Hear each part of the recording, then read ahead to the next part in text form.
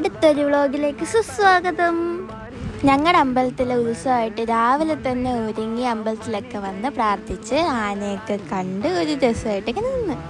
അത് കഴിഞ്ഞ് ചേച്ചിയായിട്ട് വന്നൊരു കേക്കൊക്കെ കഴിച്ച് വീട്ടിലെത്തിയപ്പോൾ അടുത്ത ആനയുടെ എൻട്രി. അത് കഴിഞ്ഞ് ഡ്രസ്സ് എടുക്കാൻ വന്ന, കാരണം ഫംഗ്ഷനായിട്ട് പുതിയ ഡ്രസ്സ് ഇല്ലെങ്കിൽ ഒരു സുഖമില്ല. പിന്നെ വീട്ടിലൊരുക്കിയ സദ്യയൊക്കെ കഴിച്ച് കെട്ടിയാഴ്ച കാണാനായിട്ട് ഒരുങ്ങി. കെട്ടിയാഴ്ചയുടെ കൂടെ വരുന്നവർക്ക് വേണ്ടിയിട്ട് ഇവിടെ വെള്ളമൊക്കെ സെറ്റായിരുന്നു. അങ്ങനെ കപ്പൊക്കെ സെറ്റ് ചെയ്യാൻ ഹെൽപ്പ് ചെയ്ത് നടന്നു വരുന്നവർക്ക് ചൂടത്ത് ഒന്ന് ഹൈഡ്രേറ്റഡ് ആയിട്ടിരിക്കണമല്ലോ, അതിൽ മെയിൻ. അങ്ങനെ വീണ്ടും ഒന്ന് ആനെ കണ്ടപ്പോൾ ഒരു ഹായ് ഒക്കെ കൊടുത്ത് അങ്ങനെ എല്ലാവരും വെള്ളം എടുത്തുകൊണ്ട് പോയി കുടിച്ച് തീർത്തു.